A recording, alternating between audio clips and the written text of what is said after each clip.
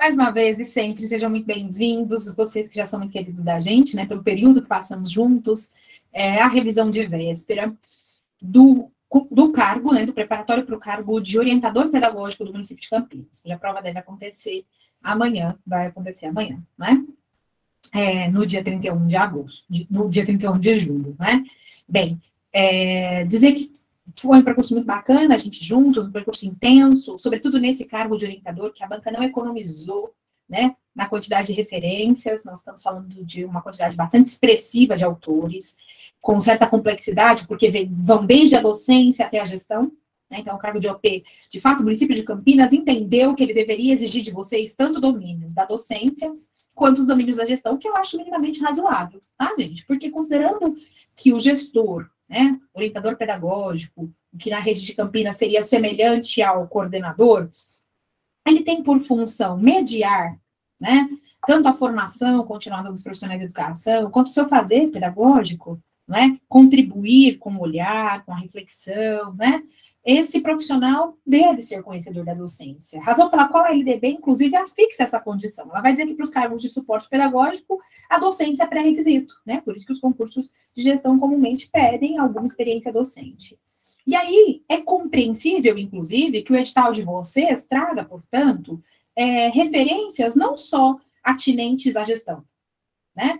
À coordenação do trabalho pedagógico, mas que traga também referências da própria docência, ou seja, como eu consigo mediar os processos da docência, como eu consigo mediar a atuação do professor sem ter os domínios do que é essa docência, né? Como eu consigo contribuir com o trabalho de alguém numa posição se eu não tenho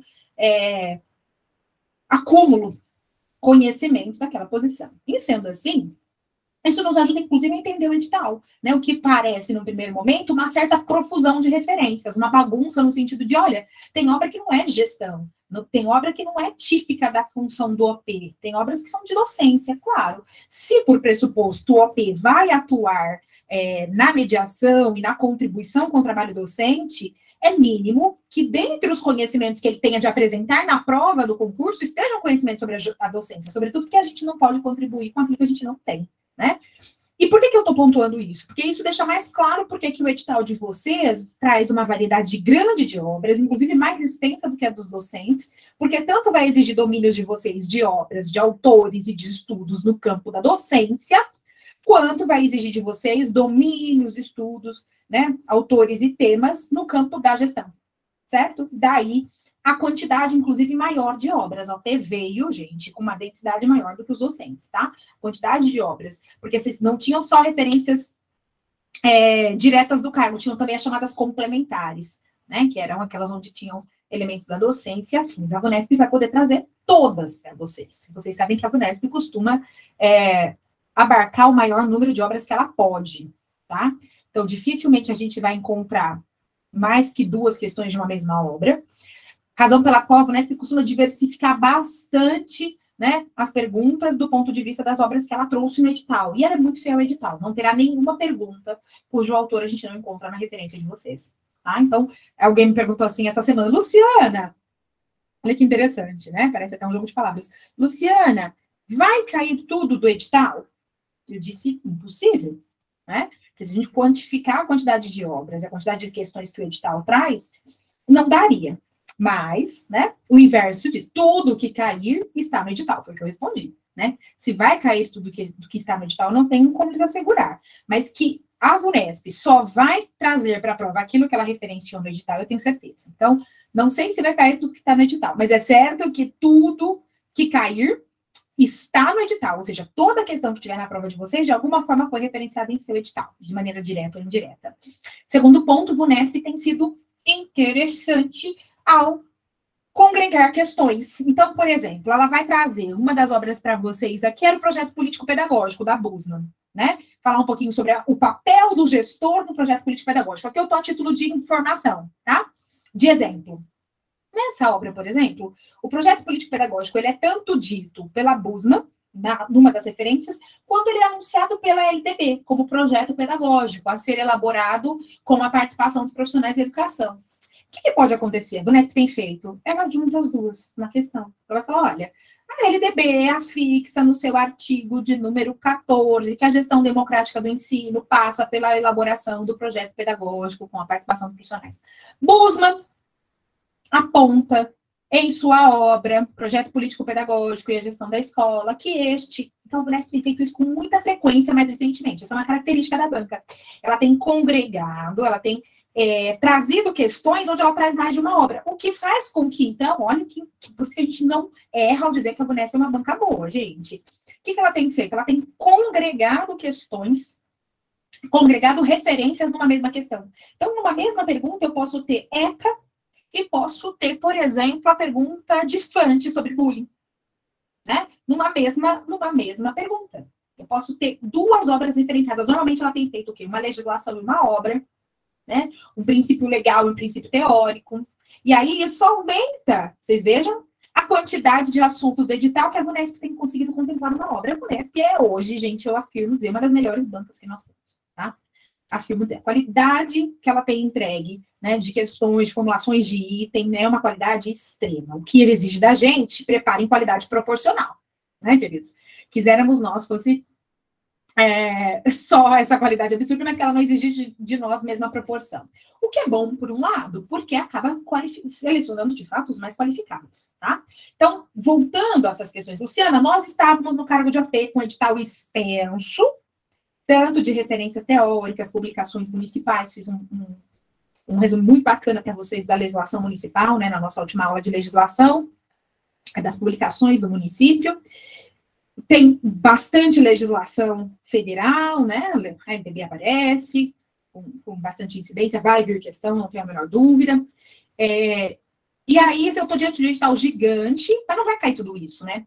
Eu disse para vocês, olha, tudo que cair está no edital. E a Vunesp tem, então, pegado, né, dois ou mais assuntos, às vezes, e colocado numa mesma questão. Ou seja, ela tem conseguido atingir maior itens do edital, maior quantidade de itens do edital, com a mesma quantidade de questões. O que faz a gente imaginar que muitas dessas obras serão, sim, contempladas na prova de vocês. Porque algumas delas vão estar, por exemplo, duas obras numa mesma pergunta, uma lei e uma obra na mesma pergunta, tá? Isso revela a qualidade técnica que a Vunesp tem. Tudo bem, isso é para tornar, essa nossa discussão é para tornar a prova de vocês mais tranquila. Por quê? Gente, quando eu vou para uma prova sem saber o que me espera, eu vou às cegas. O nível de consciência do candidato, o nível de preparo do candidato, quando ele é muito incipiente, ele não ajuda. Então, vocês precisam lidar com a ideia de que vocês vão encontrar grande parte desses autores na prova de vocês, ponto. As perguntas que trouxerem esses autores podem ser que não tragam só a pergunta do autor, né? Então, pode ser que a pergunta associe dois autores entre si, ou ainda associe um autor e uma legislação, associe um autor e uma lei federal, como a LDB, por exemplo, associe um autor e um outro autor de mesma temática, e assim por diante. Essa é uma outra característica da Vunesp, tá? Mais recente, ou seja, muitos itens vão aparecer, por resumo. Isso dá a vocês tranquilidade para, no contexto de prova, gente, não se surpreenderem, né? Eu espero muito que vocês não fiquem imaginando, meu Deus, que difícil, ela colocou dois elementos na mesma pergunta, não é que veio esses autores mesmo, eu imaginei que eles não viriam. Então, grande parte desses autores devem aparecer na sua prova, certamente, tá? Sozinhos em algumas questões e associados em outras. Queridos, isso é evidente, né? Por que a gente está falando isso nesse contexto de revisão de véspera? Que é o momento em que esses conteúdos já tendo sido trabalhados por nós, em que esses conteúdos já tenham sido objeto dos nossos estudos, né? Eles são organizados por nós. Então, a gente tem que agora, sabe, ajustar. Eu tenho, há algum tempo, estado convencida, né, de que a escola tradicional não errou em tudo. Evidente que nós somos completamente contrários à perspectiva da escola tradicional, né, com relação à aprendizagem por memorização, né, a um ensino mecanicista, a um ensino de métodos bastante obsoletos, né, bastante antigos, arcaicos, onde o aluno não é ativo no seu processo. Isso tudo, essa crítica toda se mantém a escola tradicional, como a própria perspectiva do concurso de vocês, né, de Campinas. Mas algumas coisas a escola tradicional tinha de bom, como, por exemplo, o conteúdo, né, o trabalho com o conteúdo. Além disso, a preocupação em sistematizar esse ensino, né, a condução que o professor faz dos processos. Então, ao longo deste curso, o que nós fizemos aqui? Vocês tiveram acesso a todos esses autores, alguns em aulas ao vivo, outros em aulas gravadas. E esses autores estavam organizados e dispersos nas suas temáticas, né? Neste momento, o que a gente faz? A gente vai organizar a aprendizagem que a gente tinha na escola tradicional. Era péssimo o recurso que ele usava, os tais exercícios de fixação. Mas o que eram esses exercícios de fixação? Era uma tentativa da escola tradicional, ao seu modo, né, de sistematizar o que foi aprendido, de organizar as aprendizagens que se dão de maneira dinâmica, né? As nossas aprendizagens foram assim, vocês foram acessando esses autores, a sua possibilidade, acessando as aulas e se apropriando desses estudos. Este é o momento que antecede a prova de vocês. Momento importante para que a gente possa, então, organizar todas essas aprendizagens que se deram. Sabe a ideia de que quanto mais essa aprendizagem está organizada, mais fácil a gente consegue acessá-la? Conhecimento não é para ficar na estante, conhecimento é para ser acessado por nós. Esse tanto, mas imagine vocês uma estante toda bagunçada, né? A nossa dificuldade de acessar esses saberes é muito maior. Quando eu tenho um montão de conhecimento, eu estou fazendo a metáfora com uma estante, né? Um montão de conhecimento, mas eles estão devidamente organizados, eu consigo acessar de maneira mais assertiva esses saberes. Vocês estão cheios de saberes desses autores. O que eu venho para a revisão de véspera? Qual é a minha proposta de agora? Nós vamos organizar esses saberes. Nós vamos organizar esses indivíduos, né, esses conhecimentos que tem nos autores, hoje eu vou falar só dos autores, né, e aí nós vamos organizá-los, ou seja, ó, vamos lembrar o que a gente viu nesse tema? Então eu peguei todo o edital de vocês novamente, tanto as obras que nós estudamos gravadas quanto ao vivo, e coloquei todo mundo no mesmo balaio. Entendi que nós estudamos todo mundo, ok? Mas agora elas não estão organizadas para quem foi ao vivo, para quem foi gravado. Agora elas estão organizadas sobre o critério do que elas tratam. Né? Então, eu agrupei essas obras para vocês de maneira que vocês saibam o seguinte. Quando a gente estudou Fundamentos da Educação, que autores foram e qual é a essência dessas obras que tende a vir para o seu edital, né? Tende a vir na sua prova. Então, vejam que eu fui organizando para vocês, foram grandes 7 temas. Né? Então, eu organizei, identifiquei 7 grandes temáticas que eu, Luciana, classifiquei, certo? Essas 7 grandes temáticas têm, em média, né, cada uma delas, uns 5 autores, né? 4 ou 5 autores. E aí, organizados, eu vou falar para vocês, olha, nesse tema quem nós tínhamos, eu vou lembrar um pouquinho o que dizia cada autor. Qual é a ideia? Organizar as aprendizagens, certo? É tentar lembrar, olha, Luciana, quando o tema for esse, quem que pode vir? Né? Que a gente estudou em cada obra? Me lembre mais ou menos cada obra. Esse é o percurso da revisão de véspera, né? Num tempo tão simplório que a gente tem, num tempo tão reduzido que a gente tem, o mais assertivo, ele dá o quê? Organizar essa aprendizagem que a gente teve. Foi esse o modelo. E depois ir para um modelo de questão, para um exemplo de questão, ou seja, como a Vunesp pode nos pedir num tema, num autor, eu selecionei para que a gente possa lembrar um pouquinho de forma, como em forma. Então, a gente vai para conteúdo e forma. Conteúdo é que obras podem vir, né? Que obras constam no seu edital, que temas elas tratam. E aí, de novo, a tentativa é tomar, né? Retomar. E seria a definição mais assertiva, certamente. Ok? Queridos, tem gente falando que o link não está disponível na plataforma. Está disponível no mesmo lugar sempre, está disponível na própria aula. Não sei. A confusão decorre do quê? Deixa eu ver. Está disponível no material. No material e no link de entrada, como eu disse. Material, você abre o material. Nas duas coisas. Tanto eu disponibilizei o mesmo link que eu mantive o tempo todo, lá na abertura, para facilitar o seu acesso, quanto no material, do assunto, no dia de hoje, 30, revisão de véspera, e lá também está disponível o link. Então, ele está disponível em 2 lugares.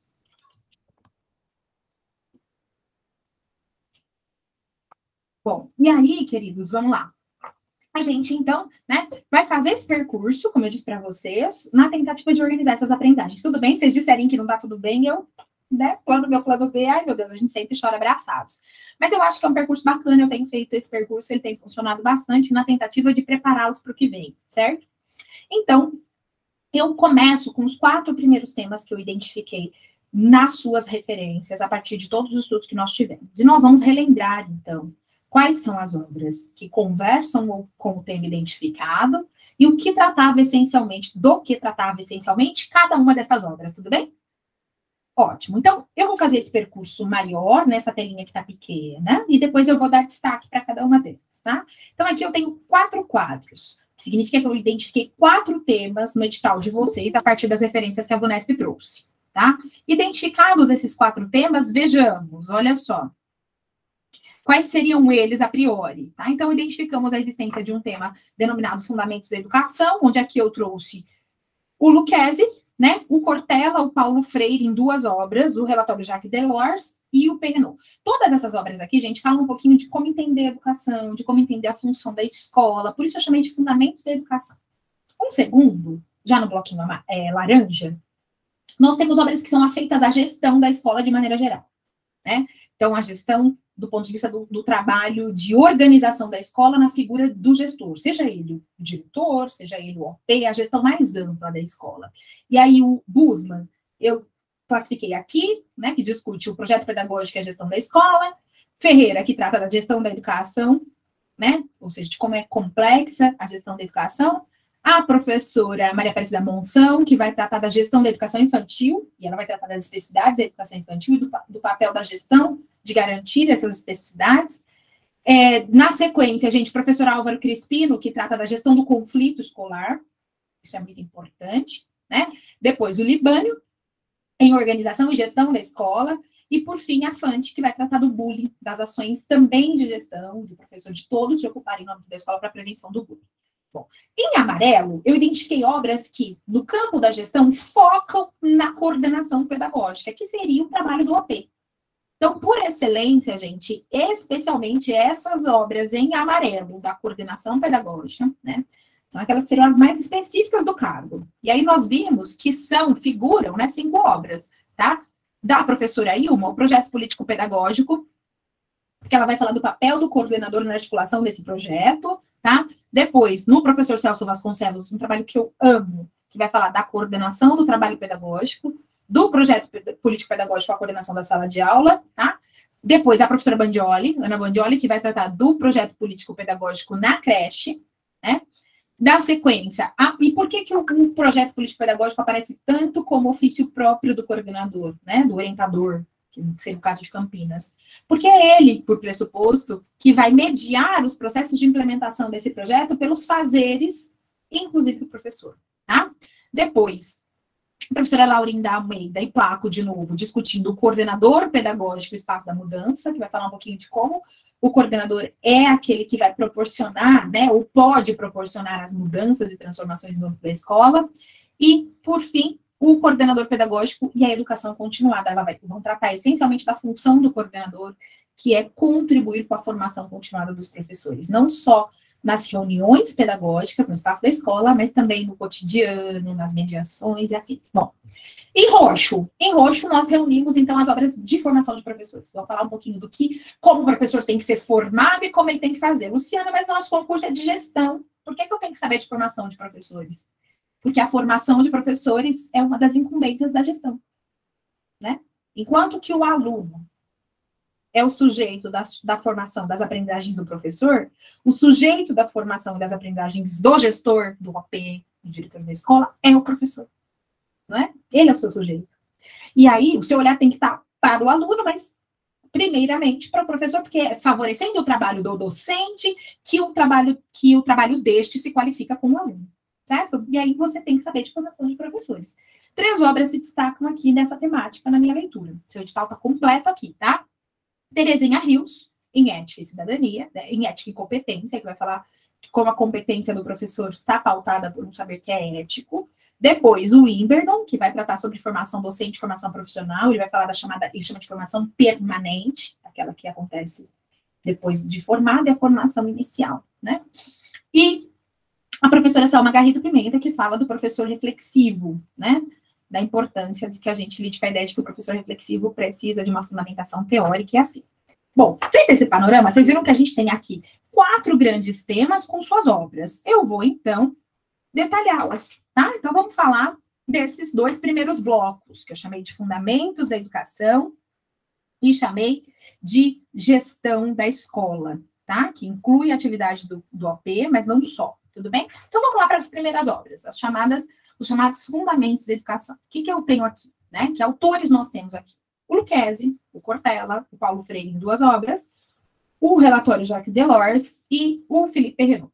né? Então, vamos começar pelo Lucchesi, na obra que ele intitulou Filosofia da Educação. Queridos, nessa obra, o Lucchesi essencialmente vai falar da importância da filosofia para o saber do professor. Ele vai dizer o seguinte: é a filosofia que nos permite a reflexão, né? Porque ele está apontando que o saber filosófico, gente, é um saber que nos permite pensar, é um saber que nos permite refletir. E a atividade do professor irrefletida, sabe aquela atividade prática sem pensar? Reproduz a atividade que o meu colega faz. Ela é insuficiente. Ela é não intencional. Né? Ela não é favorecedora das aprendizagens. Logo, nesta obra Filosofia da Educação, vocês precisam lidar com a ideia de que as questões que vierem precisam ser submetidas à lógica central da obra. E qual é ela? De que a filosofia é um instrumental fundamental do professor. E ele está problematizando, inclusive, gente, questões que não valorizam o pensar filosófico, o fazer filosófico. Sabe essa ideia de, é muito blá, blá, blá, é muita teoria? O professor Cipriano Lucchesi é completamente contrário a isso. Ele vai dizer o seguinte: se o professor tiver, se o profissional da educação, dentre eles o professor, tiver a filosofia como um ferramental teórico, a filosofia como uma ferramenta para a reflexão, a prática pedagógica seguramente será qualificada. Ao passo que professores que agem irrefletidamente, sem uma reflexão, porque o que é o pensar filosófico? Né? Uma reflexão rigorosa, radical, profunda, ir à raiz dos temas. Né? Então, se o meu aluno tem uma dificuldade, eu não vou fazer uma reflexão superficial, eu não vou fazer uma análise de senso comum. Então, para o Lucchesi, a filosofia da educação se coloca num patamar muito importante do ponto de vista dos saberes pedagógicos, porque é essa filosofia, né, o pensar, o fazer filosófico, que seria um ferramental importante para o fazer docente, tá? Bom, numa segunda obra, o Cortella é que nos se apresenta na obra Escolhe o Conhecimento, Fundamentos Epistemológicos e Políticos. O Cortella vai dizer tanto do papel da escola com o conhecimento, quanto, né, os princípios desse papel da escola, a função da escola ante o conhecimento. Cortella vai dizer por pressuposto, gente, que o compromisso da escola é com o conhecimento. Tá? Então, ele parte do pressuposto de que a escola tem um papel na sociedade que não é transformar sozinha a sociedade, nem acreditar que não há nada para ser feito. A escola tem um papel político, tá? Que é contribuir com as transformações sociais. Como? A partir do conhecimento. Mas ele problematiza. Que tipo de conhecimento? Será que é o conhecimento da escola tradicional, enviesado, um conhecimento estereotipado da escola tradicional, né? Aprender que o Brasil foi descoberto por Portugal? Ou um conhecimento que desmistifica, que relativiza essas verdades e problematiza com o aluno? Olha, o Brasil não foi descoberto, ele foi invadido, foi um processo de colonização. E esse processo de colonização tem implicações. Né? Então, quando o Cortella, nessa obra maravilhosa, intitulada A Escola e o Conhecimento, ele vai defender que o papel político da escola está para o conhecimento, ele vai dizer que não pode ser um papel político exercido pela escola tradicional, que é aquele papel político onde a escola tradicional transmitia de maneira irrefletida, de maneira não crítica, o conhecimento. Então, quando ele propõe que a escola possa assumir o seu papel político de contribuir com as transformações sociais por meio do conhecimento, ele vai dizer que isso não pode se dar de maneira que esse conhecimento esteja a serviço dos interesses de uma elite, né? De falar, por exemplo, uma história eurocêntrica, né? Pautada no etnocentrismo. E aí, essa obra, essencialmente do Cortella, onde ele defende que a gente desmistifica, ele diz assim, ó, dentre os exemplos que ele usa na obra, né? Ele usa o exemplo da gente trabalhar a ideia das verdades absolutas, né? Então, assim, é verdade, então, que o marco zero é Greenwich, né? Do meridiano. Porque fica em Londres, né? Fica lá no laboratório de Greenwich, onde o conhecimento foi descoberto. O marco zero poderia ser em qualquer ponto da Terra, mas a Europa trouxe para si o mérito de um conhecimento humano, né? Então, o Cortella ele vai desmistificando com a gente um pouco essa ideia de que o compromisso da escola não seja com o conhecimento. Ele diz, olha, a escola tem que estar para o conhecimento. A questão é como esse conhecimento é trabalhado. Né? Esse conhecimento tem que ser trabalhado de maneira crítica, de maneira desmistificada, até o erro tem que ser trabalhado de maneira significativa e não mítica, né? E aí ele vai construindo uma série de reflexões ao longo da obra que nos levam essencialmente a entender que a escola precisa tratar o conhecimento de maneira relativizada, o conhecimento não é verdade absoluta, o aluno tem que perceber isso, né? E é assim, ao tratar o conhecimento de maneira crítica, de maneira abrangente, com diferentes versões da mesma história, que a escola estará assumindo o seu compromisso político, né? Que é contribuir com as transformações sociais, contribuir com que os indivíduos pensem diferente dos modelos hegemônicos, dos modelos predominantes, não é? Tudo bem? Joia. E aí, gente, na mesma direção, né, a gente chega a uma terceira obra, que é a Pedagogia da Autonomia do Paulo Freire, né? Paulo Freire, tendo sido uma das principais inspirações do Mário Sérgio Cortella, inclusive, gente, é um representante, né, na verdade, o fundador da chamada pedagogia libertadora. Então, lembramos que o Paulo Freire, então, tem um compromisso com as transformações sociais, ele acha que a escola não pode seguir sobre moldes tradicionais, né, que a escola não pode reproduzir a sociedade, e que essa escola tradicional é extremamente autoritária, para que possa ensinar os indivíduos a se subordinar às relações de mando da sociedade capitalista. Paulo Freire, evidente, gente, é completamente contrário à perspectiva capitalista. Ele acredita numa sociedade mais justa, né, numa sociedade onde não haja opressão dos homens pelos homens, e aí o Paulo Freire, evidente, vai defender que a escola tradicional é aquela que legitima uma sociedade opressora. E ele vai nos propor, né, ele vai sugerir que a gente possa, então, romper com a perspectiva da escola tradicional que ele chamou de educação bancária e construir, então, a chamada pedagogia libertadora, que é, por meio de uma formação crítica, dialógica, respeitosa ao aluno, permitir que este não aprenda a obedecer, mas que ele aprenda a estar e se posicionar, que ele se liberte da opressão, que ele se liberte do autoritarismo, e que ele possa se posicionar no mundo para transformá-lo. E aí, gente, em pedagogia da autonomia, o Paulo Freire vai dizer que o professor, então, precisa ter saberes para proporcionar essa formação para o aluno. Se ele está defendendo uma formação crítica para o aluno, se ele está defendendo uma formação dialógica, uma formação que valorize a curiosidade, o saber do aluno, o professor não pode ser qualquer indivíduo. Na pedagogia da autonomia, Paulo Freire diz o seguinte: o professor precisa ter saberes que permitam essa formação. O professor precisa ser crítico, o professor precisa ser ético. E aí ele faz uma lista imensa, né? Mas incrível, de saberes, precisa entender que a educação não é neutra. Que a educação, toda a educação é ideológica. Ele precisa assumir o posicionamento dele diante da formação do aluno, né? E aí o Paulo Freire faz, em pedagogia da autonomia, aquilo que a gente chama de definição dos chamados saberes necessários à docência, na concepção que ele defende. Né? Na concepção que ele defende. Aí ele vai apontando. Façam o seguinte: que saberes ele vai defender aos docentes? Aqueles que são coerentes com a sua teoria, né? Uma perspectiva emancipadora, de diálogo, de respeito, de ética ao estudante, de humildade docente, sem significar subordinação docente. Tem gente que confunde, que acha que o Paulo Freire fala que o professor não tem que ter conhecimento. Tem, competência e humildade, né? E essas são as defesas coerentes com a pedagogia que ele pressupõe libertadora, tá? Como eu posso ser libertador, ter humildade, se eu não tenho competência docente. Rigorosidade metódica, ele vai dizer que tem método, não é fazer aleatoriamente, né? Então, numa perspectiva muito coerente com a sua produção. Bem, depois disso, gente, a gente chega à obra do Jacques Delors, né? Então, deixa eu ir ticando aqui para a gente saber que obras a gente tratou, né? E aí a gente chega o Luquez, então, né? O Cortella, o Paulo Freire, no Jacques Delors, a gente chega na Educação Tesouro a Descobrir, que é o chamado relatório Jacques Delors, o relatório da Unesco. Não é o mais recente relatório da Unesco na matéria da educação. O mais recente é o do Edgar Morin, 7 Saberes Necessários à Educação do Futuro. Mas aqui, o que veio para vocês foi Educação Tesouro a Descobrir, onde são apresentados os 4 pilares da educação, tá? Isso, os 4 pilares e uma perspectiva do professor a atuar no desenvolvimento dessas competências. Então, os 4 pilares que se resumem no aprender a aprender são apresentados no relatório Jacques Delors, nesse relatório chamado Educação Tesouro a Descobrir da Unesco, que é o aprender a conhecer, o aprender a fazer, o aprender a ser e o aprender a conviver, né? Que serão as bases do aprender a aprender. Bom, o Paulo Freire apareceu em mais uma obra para vocês, também nos Fundamentos da Educação.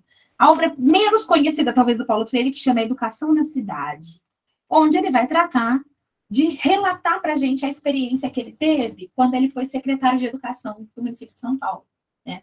O Paulo Freire pôde, né, viver essa experiência. São Paulo foi agraciada, né, a cidade de São Paulo foi agraciada de ter como secretário de Educação o professor Paulo Freire, né? Privilégio de São Paulo, né, da gestão da Erundina, de ter, então, o Paulo Freire como secretário de Educação, né? Evidente, gente, que ele vai contar na obra, então, como foi assumir esse desafio. E aí ele intitulou a obra lindamente, como ele sempre fazia, por Educação na Cidade, né? Porque ele conta como foi a experiência da educação na cidade de São Paulo. E aí ele vai dizer dos tantos desafios encontrados para desenvolver esse trabalho, né? E vai dizer que dentre os desafios identificados, ele percebeu, ele vai contar da implementação do ensino em ciclos, e ele vai dizer do desafio da implementação de uma qualidade. Né? Ele vai dizer, olha, o principal desafio que eu tive era como fazer real a qualidade da educação, né? Garantir o acesso para todo mundo e garantir as aprendizagens para todos. Então, é uma obra onde, e aí ele vai falar da implementação de políticas que não foram necessariamente bem vistas, né? Quando ele implementa, por exemplo, a aprendizagem de ciclo, a progressão continuada, a tentativa de alargar a qualidade, né, de não reproduzir a evasão, de não reproduzir a reprovação, e aí dos desafios, então, de exercitar essa qualidade em prática, entendendo que qualidade é acesso na escola, é permanência dos alunos na escola e é também as aprendizagens, né? Bom, e a última obra, gente, é do Felipe Perrenot, tá? Que vai tratar essencialmente, né, a obra se intitula Escola e Cidadania, e aí vai falar do compromisso da escola com a formação para a cidadania. O Perrenot, mais recentemente, embora seja um eclético, o Perrenot dedica algumas obras, né, a pensar a formação para a cidadania, né, a pensar a formação para a formação do cidadão, ou seja, a formação não só voltada para o mundo do trabalho, né, embora seja um defensor das competências, essas competências para o Perrenot deveriam estar a serviço da formação para a cidadania. Né? Então, nessa obra Escola e Cidadania, o Perrenot vai falar um pouco do compromisso que a escola deve se lembrar e reassumir no sentido de formação do cidadão. Né? E é isso que, essencialmente, se tem nessa última obra. Queridos, pela essência, vocês perceberam que eu não conseguiria, eu, Luciana, né, outra classificação poderia acontecer, mas classificar essas obras, senão como sendo obras de fundamentos da educação. Né? Perguntas virão para essas obras, normalmente reportando ideias desses autores, trechos, o que eles defendem, né, que concepções eles assumem, e percebam vocês que todos eles estão voltados para uma educação, para uma defesa, né, de perspectivas que possam ser de importância da escola com a transformação social, né, importância da escola com a transformação dos indivíduos, com atender às necessidades da sociedade, mas também dos indivíduos, e não uma perspectiva de adaptação, exceto o relatório de Jacques Delors, mas não de adaptação dos indivíduos à sociedade, mas um compromisso com as transformações sociais, né? O que nos faz poder reafirmar, o que eu já fiz ao longo das aulas com vocês, que esse edital tem um viés mais crítico, que esse edital tem um viés, tem autores e defesas que são para a transformação social, uma formação crítica do estudante, né, uma formação voltada para o conhecimento, para o conteúdo, mas não memorizador, reconhecendo o aluno como ser ativo, né, e propondo, então, a formação de qualidade, né, passando pelas aprendizagens significativas, pelas efetivas aprendizagens. Bom, essas obras eu intitulei Fundamentos. Também, numa perspectiva de fundamentos, essas obras que seguem, agora as em laranja, né, são afeitas à gestão, como eu dizia na apresentação. Gestão de maneira geral, ok? Então, vamos lá, olha só. Em várias obras aqui aparece a temática do projeto político-pedagógico, tá? Na professora Antônia Busman, gente, essencial vocês saberem que ela vai dizer da importância da gestão na articulação do projeto político-pedagógico. Por quê? Por pressuposto, o projeto político-pedagógico, ou como a LDB chama, projeto pedagógico, né, os documentos de Campinas também chamam de projeto pedagógico, eles devem ser, para fazerem sentido, de elaboração coletiva. Né? Não se pode pensar um projeto pedagógico que seja elaborado pela figura do diretor. Ou o AP faz na casa dele, traz um dia para todo mundo. Fala, gente, eu fiz o projeto, o povo agradece, né? Não, amado, por pressuposto, o projeto político-pedagógico, para cumprir a sua função, no seu processo de elaboração ou de revisão, tem de ser coletivo. Né? Isso está tanto anunciado pela LTB, quanto pelas inúmeras referências na temática, como a professora Busman. E como ele, então, é um documento que na sua elaboração ativa e na sua execução envolve diferentes atores, diferentes sujeitos, professor, né, equipe gestora, aluno, pai, é fundamental que haja uma articulação desse coletivo. E essa articulação evidente passa pela gestão. O papel da gestão, então, não é fazer o projeto político-pedagógico, mas mobilizar o coletivo para que ele se efetive. E é nessa obra, essencialmente isso que a professora Busman discute, ou seja, como a gestão é determinante no processo de elaboração e de execução do projeto político-pedagógico, de revisão e avaliação do mesmo. Por quê? Gente, se eu estou falando de muitos sujeitos, se eles não estiverem articulados e mobilizados para o mesmo fim, se eu não mediar as discussões, né, se eu não promover essas discussões, buscar os consensos, dar vozes aos dissensos, né, ele não se efetiva. Então, na obra, a autora deixa muito claro qual é a importância da gestão da escola na efetivação qualitativa da elaboração, da implementação, da constante avaliação do PPP, tá? Porque, em geral, a gente costuma achar que o projeto pedagógico vai se fazer sozinho, né? Ou dois extremos. Ou a gente acha que a gestão faz esse projeto e apresenta para a equipe numa perspectiva autoritária e impositiva, e às vezes isso acontece, né? Ou um outro extremo que é deixar que ele aconteça naturalmente. E aí ninguém articula, ninguém organiza, e o projeto não acontece. Então, na verdade, quando a gente fala da importância do PPP, embora elaborado coletivamente, existe um papel fundamental na articulação deste, né? E quem vai fazer essa articulação é essencialmente o gestor, tá? Bom, e aí, mesma perspectiva, né? As professoras Ferreira e Aguiar, a professora Maria Ângela e a professora Naura Ferreira, vão tratar desta gestão da educação como empates, perspectivas e complementações, né? E elementos complementares. E nessa obra, então, elas vão falar da complexidade que é gerir a educação, tanto no âmbito da secretaria quanto no âmbito da escola, porque a tendência é que a gente possa exercitar mecanismos muito autoritários de gestão, né? A contraposição a esse exercício autoritário é uma gestão dialogada, participativa, que é essencialmente a defesa do edital. Outra marca do edital de vocês, a defesa de uma gestão democrática, a defesa de uma gestão participativa, o que não significa que o diretor não faz a gestão.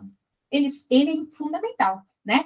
O UOP, há uma defesa de gestão, mas ela não é nem o extremo de uma gestão autoritária e impositiva e nem o extremo de uma gestão laissez-faire, uma gestão omissa, que deixa as coisas acontecerem por si só. Ou seja, uma gestão mediadora. É uma gestão que, embora não imponha as suas decisões, mobiliza os indivíduos para a decisão coletiva. Essa é a essência do edital no que confere a gestão, tá? Bom, e aí, quando fala da gestão voltada para a educação infantil, a professora Monção, nesta obra de Monção, Gestão da Educação Infantil, ela vai apontar, gente, um problema gravíssimo, que é o seguinte, o que ela discute na obra? Como as escolas de educação infantil estão tão sem identidade de infância. Como a escola de educação infantil é um espaço, às vezes, que não considera a especificidade da infância, não respeita a peculiaridade da criança. Ela vai dizer o seguinte, onde está a gestão, amada? Onde está o conhecimento de educação infantil da gestão? Parece que, na visão da autora, quando a gente vira diretora, a gente esquece tudo que a gente estudou de infantil, amada. Se existe todo um saber de infância, o papel da gestão na educação infantil é garantir que a escola de educação infantil possa assumir o seu papel, que é formar em respeito à infância, a compreensão do sujeito, né, que as práticas cotidianas da escola de educação infantil possam ser pensadas rotinas, horários, espaços, mobiliários, considerando a infância. Parece que o gestor de educação infantil não tem domínio da educação infantil. Antes de ser gestor, você é gestor de uma escola de educação infantil. Você está numa escola de educação infantil. Logo, ela vai lembrar que a gestão na escola de educação infantil tem que ter primeira visão. Não é a gestão que se sobrepõe à infância, é a infância que tem que sobressair, né? E aí ela vai falar sobre a importância de que o gestor da educação infantil possa mediar processos, né? Propor organização do trabalho pedagógico, das rotinas, do cotidiano, considerando todos os saberes de infância. O diretor da educação infantil não pode ser ele, né? A gestão da educação infantil não pode ser desprovida de todo um conhecimento sobre infância e sobre a especificidade dessa faixa etária. Eu amo essa obra. Quase que óbvio. Mas entra na escola de educação infantil, parece que o diretor da educação infantil esquece da infância. Como se fosse possível ser gestor de um espaço de educação infantil ignorando. Então, essa é exatamente a crítica da obra, a essência da obra, de que a gestão na educação infantil precisa materializar no cotidiano, na organização, nos horários, na relação com a família, todos os saberes que a gente tem sobre o que é educação infantil. Espaços extra-classe, né? Rotinas adequadas ao desenvolvimento infantil, uma pedagogia da infância que valorize, desde o bebê, né, os saberes possíveis e necessários a essa criança, e assim por diante, tá? Tão importante quanto, né, ser diretor da educação infantil e saber das especificidades da educação infantil é assumir um papel muito, muito complexo na gestão, né, que é os conflitos na escola. Pressuposto do professor Álvaro Crispino, que vai dizer o seguinte, gente, conflito é marca das relações humanas. A gente tem a falsa ideia, a cultura equivocada de olhar para o conflito como sendo algo negativo. Qual é o primeiro conceito, qual é a primeira classificação de conflito que o Crispino faz? Paremos com o equívoco de achar que conflitos precisam ser evitados. Conflitos são marcas das relações humanas, portanto, eles acontecem, né? A questão é, eles precisam ser mediados.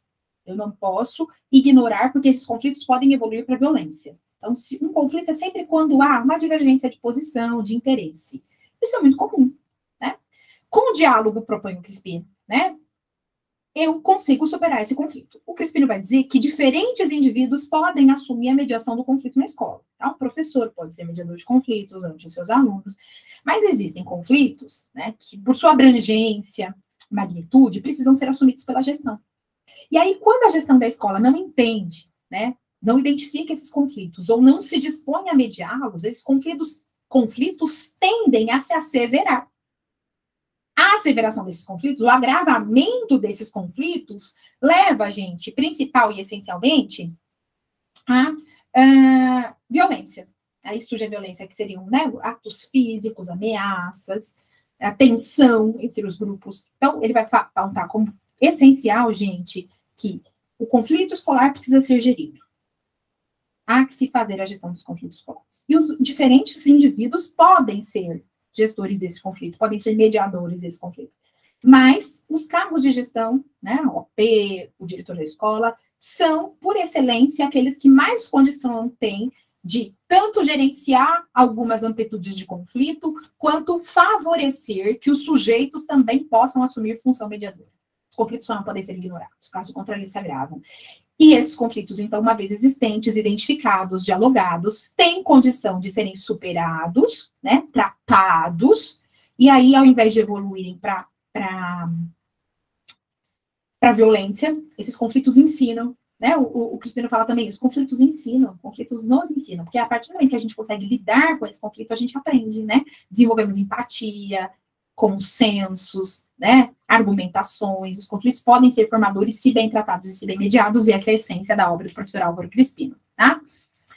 E aí, vou pular o Libânio e vou para Fante, né, que vai tratar, então, de uma outra possibilidade de violência escolar, conflitos não resolvidos na escola evoluindo para violência, e Fante, na sua obra, trata, talvez, do caso mais recorrente na atualidade de violência escolar, que é o bullying, né? Existente desde os tempos, né, que a escola, mas só agora tratado, que é bom. O bullying como sendo, gente, essa obra é fantástica, né, quem assistiu vai poder se lembrar, é uma obra onde a autora conceitua bullying para nós, vai dizer, olha, o que é o bullying, o que é o comportamento de bullying, quem são os atores que se envolvem no bullying. Então, vocês se lembram que ela define que o bullying é necessariamente uma ação, né, repetitiva, reincidente, de sobreposição de um indivíduo sobre o outro, que culmina em prejuízo, né, em danos para quem recebe, e ela é praticada normalmente por alguém que visita, né, uma posição que possa colocar o outro numa condição de subordinação. O bullying é exercido entre pares, né, mas é uma violência típica, e não é ação isolada, o bullying tem que ser, para ser caracterizado, ele tem que ser reincidente, então várias vezes acontece a mesma situação, de ou uns indivíduos sobre outro ou outros, né? E aí, nesse contexto, aquele que pratica o bullying sobre alguém, aquele que exercita uma força, né? Seja ela física, seja ela psicológica, sobre o outro, é chamado agressor, né? E aquele sobre o qual o bullying incide, na literatura, a Fante nos apresenta, é o chamado vítima, né? Que tem várias... E existe aquele que são os espectadores do bullying, né? A Fante vai dizer que o bullying é prejudicial para todo mundo. Tá? Todos os indivíduos envolvidos nesse ato de violência, eles são prejudiciais, inclusive o agressor. Que, em alguns casos, diz a Fanny, ele se torna agressor no bullying porque sofreu agressão, porque é vítima. Ela classifica esse de vítima-agressor, né? Que ele pratica o bullying porque, em algum outro contexto, ele é vítima. Então, ele reproduz aquilo que ele viveu, né? Existe o espectador, que é o sujeito que, por temer o bullying, ele assiste ao bullying, mas não se contrapõe. Então, não é nem o sujeito que pratica, nem é vítima. Mas por temer ser vítima, por exemplo, ele não se contrapõe, ele não se opõe. Então, ele é um espectador. E ele, de alguma forma, fortalece a conduta do agressor, né? E depois, nós teremos as variações de vítima, né? A vítima estrito sensu, que é aquele que só sofre o bullying sem ter tido um histórico de bullying, né? E aí a importância, então, de que o bullying tenha que ser tratado na escola. né? Não dá para a gente ignorar. Então, a autora é categórica em dizer assim, ó, posturas que ignoram as causas do bullying, que ignoram as suas consequências, são danosas. A escola não pode legitimar qualquer prática do bullying, é preciso tratar com o bullying. A tentativa de acolhimento da vítima, né? E também de ressignificação da conduta do agressor. Então, a escola não pode mais, sobre um discurso de senso comum, ignorar, né, as causas, tampouco, muito menos, talvez melhor dizendo, né, as consequências do bullying para o desenvolvimento humano individual e coletivo, tá? E, por fim, a obra do Libânio, a Organização e Gestão da Escola, né, vai tratar especificamente da importância de que a escola seja gerida. É muito comum que a gente, tentando fugir do autoritarismo, defenda uma gestão da escola libertina, né, uma gestão da escola, minha diretora é ótima, ela não dá problema, ela não se coloca, a gente faz o que a gente quer. Libânio vai dizer, gente, que a gente precisa, de novo, fugir dessas posturas completamente distintas, extremas, né, de que a contraposição ao autoritarismo seria o abandono, né, a omissão, o desdão, né. É preciso assumir, no âmbito da gestão, a organização da escola e essa gestão da escola, num equilíbrio que seria, né, o equilíbrio entre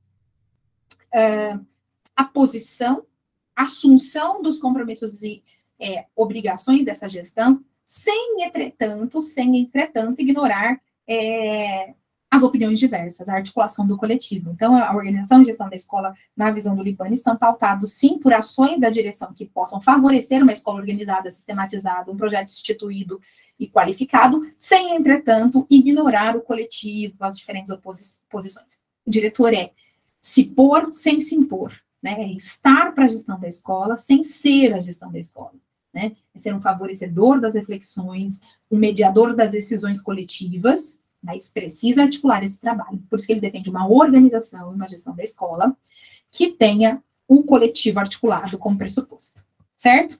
Bom, e aí, eu selecionei aquelas obras que eu achei mais afeitas à coordenação pedagógica. Nelas, eu trouxe a professora Daíma Veiga Passos, porque ela vai defender o projeto político-pedagógico como uma construção possível, e ao defender o projeto nessa perspectiva, gente, a professora Veiga vai fazer o seguinte, ela vai dizer que o projeto político-pedagógico, como sendo uma construção possível, requer a mobilização, inclusive dos docentes, né, do coletivo.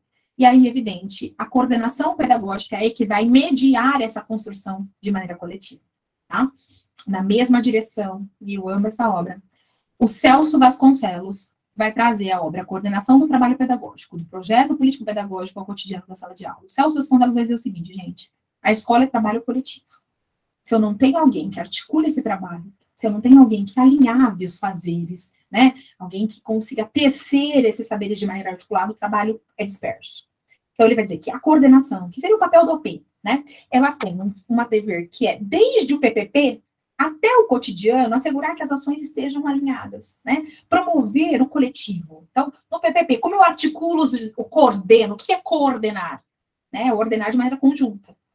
É fazer com que os esforços caminhem em mesma direção. Então, o Vasconcelos vai dizer assim, olha, é muito importante que o trabalho coletivo na escola encontre uma coordenação.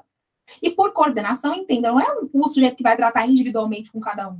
É o sujeito que vai garantir que os esforços se voltem para uma mesma finalidade. Desde o PPP, a hora de elaborar o PPP, eu preciso coordenar os esforços, as ideias, não é? E no cotidiano, como eu consigo fazer com que aquilo que a gente se comprometeu no PPP aconteça no cotidiano? Na sala de aula, olha, promovendo reflexões do PPP, vamos voltar para o PPP, vamos rever como o nosso projeto diz isso. E aí o Celso vai dizer que esse papel de elaborar um projeto político-pedagógico coletivo, que todos sejam autores, vejam sentidos, e fazer com que no cotidiano esse projeto se expresse, se coloque, se retroalimente, precisa de coordenação. Caso contrário, gente, os sujeitos não vão se ver todos autores do PPP e a prática vai ser em dissonância com esse projeto. Tá? Bom, mesma direção. A professora Ana Bandioli vai falar sobre o PPP voltado para a creche, né? E a importância da gente avaliar o que nós estamos fazendo como prática. E vai dizer o seguinte, quando a gente quer uma escola de qualidade, não é para a gente pegar os padrões de qualidade do IDEB e colocar ele na escola. Eu posso até considerá-los. Mas ela vai dizer o seguinte, sabe como a gente melhora a nossa escola? Sabe qual é a proposta da Ana Bandioli para a gente melhorar a escola? Pensando numa qualidade negociada. O que os pais chamam de qualidade, o que os alunos chamam de qualidade, o que os professores chamam de qualidade. Então, ao avaliar o PPP da escola, especificamente da creche, a autora propõe que a gente possa emergir o conceito de qualidade negociada. O que é uma qualidade negociada? Não é o modelo de padrão de qualidade. Ah, a boa escola é aquela que tem isso, aquilo, aquilo outro. Não. Né? A boa é aquela que tem a qualidade negociada. O que é a qualidade negociada? O que a nossa comunidade precisa? Funciona muito numa comunidade a escola aberta, em outra pode não funcionar. Funciona muito numa comunidade, por exemplo, né? A escola de paz, na outra pode funcionar diferente. E aí, eles diziam o seguinte, no momento de avaliar o projeto político-pedagógico, não busque um padrão de qualidade. Busque construir uma qualidade que seja objeto daquele público, tá? Bem, e aí, especificamente com relação à função do coordenador, outras duas obras se destacam, tá? Ambas da professora Placo, tá?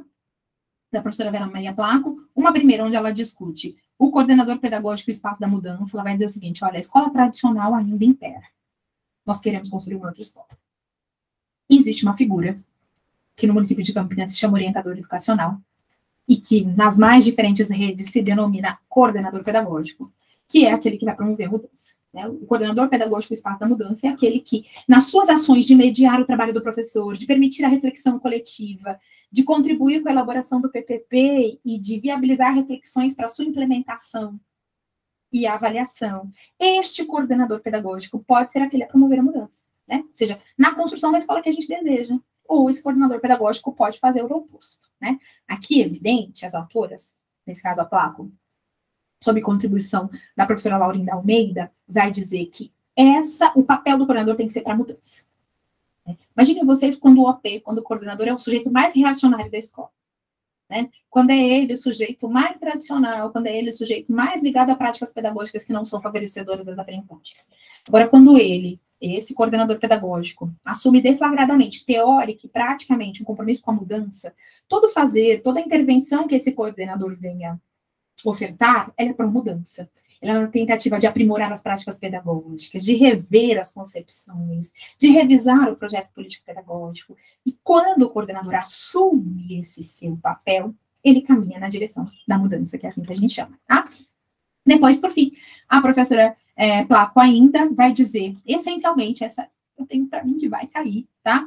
Ela vai falar um pouquinho do papel do coordenador pedagógico e da educação continuada. Ela vai dizer assim, essencialmente, gente, a função do coordenador é a educação continuada do professor. Formação inicial, ele chegou na escola. A partir daí, né, nós precisamos pensar o que o Imber não chamou, a sequência de formação permanente, que o coordenador, e não é só fazer um curso, né, não é chamar o professor para fora da escola, a formação continuada do professor sobre responsabilidade, corresponsabilidade do OP, do coordenador pedagógico, é um compromisso de pensar nas reuniões pedagógicas na escola, onde temas que o professor precisa rever vão ser trazidos. Pensar, gente, as relações diárias com esse professor, as mediações, as conversas, né? Toda a intervenção do professor junto ao coordenador, seja ela individual ou coletiva, ela é formativa. Quanto mais o coordenador, quanto mais o OP puder articular esse coletivo e atuar individualmente, né? Nas reflexões que ele propõe ao professor, nas contribuições que ele oferta, na escuta, no diálogo com esse processo todo formativo. Então, por educação continuada, não entendam só curso de formação. As relações cotidianas também formam. A troca diária do coordenador com os professores, o fortalecimento do coletivo reflexivo, isso tudo são ações formativas. Então, se a gente reunir todas as ações que o coordenador faz, o OP realiza, elas são essencialmente formativas, porque elas permitem ao professor reflexão e ressignificação das práticas pedagógicas, né? Bom, e aí, falando desta formação em específico, a gente chega às obras de formação de professores. Terezinha Rios, que vai dizer, gente, competência requer saber técnico. Então, eu tenho que ser muito boa de didática, eu tenho que saber ensinar, mas eu preciso também de ética, compromisso político. Ela vai dizer que um vai sem o outro.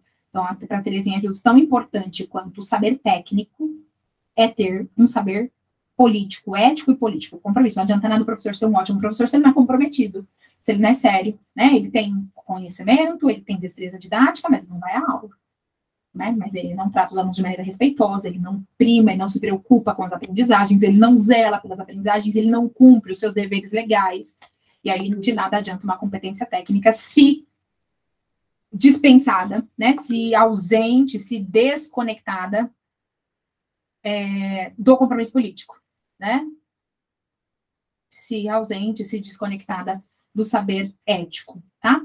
Bom, mesa de reflexão se tem em Imbernon, né, sobre formação de professores, mas aqui, em específico, o Imbernon trata, gente, de reflexões da ordem do saber docente, vai falar da formação docente profissional, né?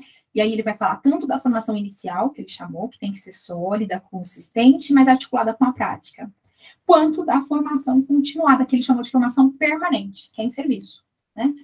Que tem que estar atrelada à transformação, à inovação, né? Então, ele vai defender essas duas formações, né, que são igualmente importantes, mas que ambas precisam articular teoria e prática, né? Que a gente não pode fazer uma formação do professor, no contexto de mudança e de incerteza, que seja uma formação só teórica ou que seja uma formação só prática, e aí toda a obra ele vai apontar para a importância de que o professor seja um profissional fundamentado, consistente, né, tanto na sua formação inicial, que às vezes é muito atrelada à teoria e pouco munida da prática, ou na sua formação continuada, que às vezes, na prática, esquece um pouco da fundamentação teórica, né, e ele vai propor esse equilíbrio, que é exatamente a discussão da professora Pimenta. A Selma Garrido Pimenta, a professora da USP de São Paulo, vai discutir a formação do professor reflexivo no Brasil. Vai nos pedir um cuidado, porque, em geral, a gente acha que o professor reflexivo é aquele que pensa a partir das suas próprias ideias. Por professor reflexivo, ela vai defender a fundamentação teórica. Lembra, na perspectiva da filosofia, o professor reflexivo é aquele que reflete a partir de fundamentação. Tá? Então, não é só uma reflexão na prática, mas é uma reflexão sobre a prática. Então, ela vai pautar, gente, que ao se defender a perspectiva de um professor reflexivo, a gente não pode incorrer no erro que o professor vai ficar pensando a própria prática sem sair dela.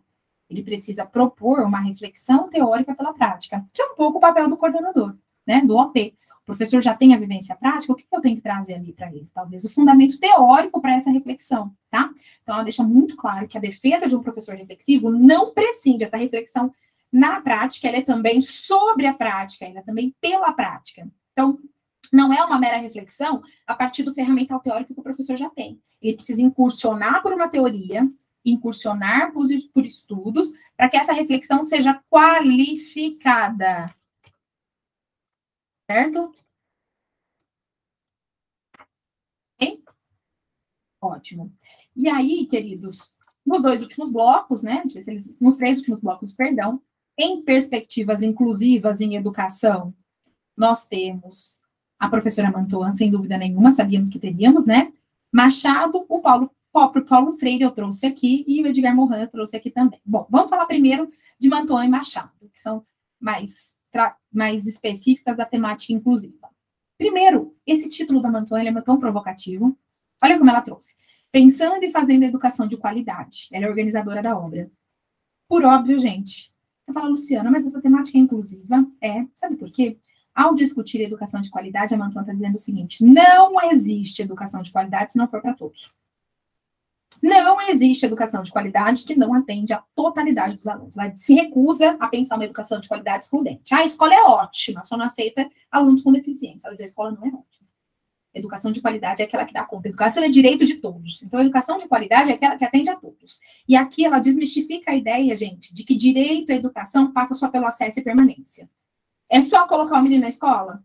Não, a obra é muito clara em dizer o seguinte: é preciso assegurar as aprendizagens. Numa perspectiva inclusiva, não basta que o aluno esteja matriculado na escola regular. É preciso assegurar a qualidade dessas aprendizagens. É preciso assegurar que todos aprendam. E assegurar que todos aprendam não é fazer currículos alternativos, né? Você pode aprender isso e você pode aprender aquilo. Ela diz, é ensinar a todos, permitindo que o aluno escolha o que ele quer aprender. Então, por exemplo, se eu faço uma adaptação de uma atividade, eu não faço só para aquele aluno. Eu faço a atividade em 2 moldes e deixo que os alunos escolham qual que ele quer. Então, por exemplo, assim, nesse caso, eu preciso de uma atividade. Vou ter essa atividade escrita, vou ter essa atividade no modelo oral, vou ter ela ilustrada, né? Ótimo. Eu preciso dizer quem vai fazer qual tipo? Não, eu oferto todas as possibilidades e os alunos escolhem aquela que mais lhes atende.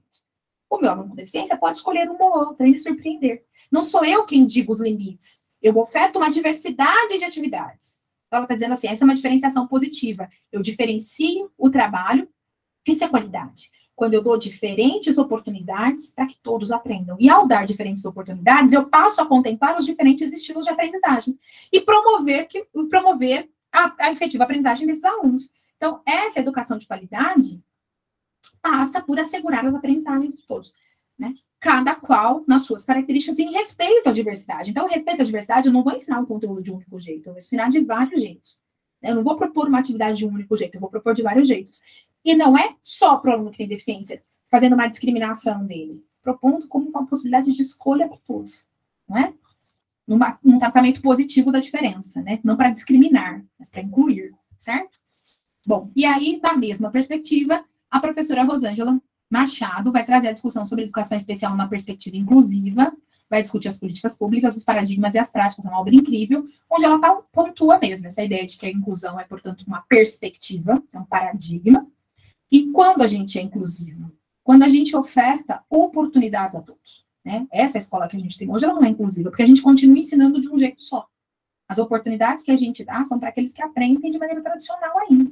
Então, a gente não tem uma escola inclusiva, né? A gente, para ter uma escola inclusiva, a gente precisa de práticas onde as oportunidades sejam de todos. Só colocar o menino na escola não garante que ele aprenda, né? É preciso oportunizar as aprendizagens. E como eu consigo fazer isso numa escola diversa? Quando eu diversifico as oportunidades de aprendizagem, tá? Mais uma obra do Paulo Freire. Paulo Freire foi o campeão do edital de vocês, né? Paulo Freire, em A Importância do Ato de Ler, vai falar basicamente da experiência que ele teve em São Tomé e Príncipe, na África, né? Com leitura popular. Ele vai dizer da importância do ato de ler, ele vai falar da importância da alfabetização dos adultos, desde que essa alfabetização, escolar ou não, signifique a ampliação das possibilidades de leitura de mundo, né? Paulo Freire, gente, foi um defensor da alfabetização para os adultos, mas ele dizia o seguinte: não faz sentido a gente alfabetizar os adultos numa perspectiva de decoreba, numa perspectiva de decodificação. Diz o seguinte: a alfabetização, ela tem que significar a ampliação das leituras de mundo. Né? Ou seja, quando eu doto os indivíduos do instrumento da leitura e da escrita, é para que possam ser alargadas as possibilidades desse indivíduo ser, estar e conhecer, não é? Bom, depois, e essa é a ideia que ele vai trazer 3 artigos, né, compartilhando a experiência sobre o ato de ler, ele vai falar da importância, então, de que a gente possa promover a leitura da palavra, mas que a gente possa promover também, né, neste contexto de ampliação do universo do indivíduo, né, a leitura do mundo, e que a leitura da palavra possa ser um instrumental para que esse indivíduo possa ter mais condições de ler o mundo. Pensa no mundo letrado. Quem não tem o domínio da leitura e da escrita tem reduzidas as suas possibilidades de ler esse mundo. Mas não adianta também ler a palavra se a gente não é capaz de ler o mundo, né? Então, ele vai falar a importância do ato de ler, né? E a importância de ler a palavra e ler o mundo, né? Como sendo a palavra aquela que nos viabiliza ampliação da leitura de mundo. Fantástico, né? Na obra do Edgar Morin, que veio no edital de vocês, A Cabeça Feita, Repensar, a Reforma e Reformar o Pensamento. Eu adoro essa obra, é um trocadilho muito interessante. O Morin vai falar da importância, gente, de que a gente possa rever a escola, né? Rever a forma como a escola lida com o conhecimento, sabe? A forma como as escolas tratam a questão do conhecimento fragmentado. Ele fala principalmente da importância da gente não fragmentar o conhecimento em disciplinas, que o conhecimento possa se dar, que a gente chama de conhecimento pertinente, conhecimento integral, contextualizado, né? Ele diz o seguinte: por que o nosso pensamento é extremamente cartesiano, tudo separado? Por que a gente não consegue compreender a realidade? Ele diz: porque a gente aprende assim. Enquanto o ensino for fragmentado, né, a gente vai ter o pensamento também fragmentado. Então, ele diz o seguinte: o que eu preciso fazer? Eu preciso repensar a reforma do ensino para reformar o pensamento. Eu preciso pensar modelos em que o ensino seja pensado a partir dos fenômenos e não das disciplinas isoladas. E ao reformar o ensino, ao pensar novos modos de ensinar, que se dá principalmente não a partir de disciplinas isoladas, mas que o aluno compreenda a realidade, é que a gente consegue construir um novo pensamento, um pensamento articulado, né? Então, os alunos continuam pensando, o pensamento continua cartesiano, né? E por isso que ele chama de cabeça bem feita. Por cabeça bem feita, ele diz o seguinte: a nossa cabeça não é bem feita, ela é fragmentada, né? Cabeça bem feita, ele está falando do desenvolvimento máximo das capacidades de compreensão da realidade. E ele diz o seguinte: quando a gente entende a realidade tudo separadinha, na história, na química, né, a gente não compreendeu. Agora, quando isso se articula, quando isso se torna um conjunto, né, a gente tem mais condições. Só que para isso a gente precisa ensinar desse jeito. E aí, ao reformar o ensino, ao repensar o jeito que a gente organiza o ensino, a gente consegue fazer uma nova cabeça dos meninos. Que é como essa cabeça bem feita? É uma cabeça onde os saberes não se têm fragmentados e isolados, mas os saberes se têm o quê? Contextualizados, não é? Incrível. Queridos, o edital trouxe também o tema da avaliação para vocês, tá? Que autores vieram e vêm na prova, muito provavelmente, tá? Então, 2 obras são mais de avaliação de sistema, avaliação em larga escala, tá? Avaliação educacional, fundamentos e práticas, e 3 gerações de avaliação. Essas 2 obras tratam de avaliação em larga escala, tipo SAEB, SARESP. Então, pode ser que venham perguntas para vocês falando qual é o papel dessas avaliações em larga escala. Às vezes elas são perversas, né? Então, essas obras vão pautar, gente, que essas avaliações, quando foram implementadas, elas não tinham nem resultado por aluno. Então, a gente não conseguia saber muito. Saiu um indicador lá do município, a escola nem sabia o resultado dela.